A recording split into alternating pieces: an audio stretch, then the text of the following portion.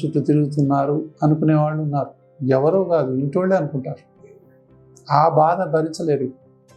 అంటే ఒకవైపు ఏమో జబ్బుతో బాధపడాలి. ఏంటి ఆ జబ్బు మరి?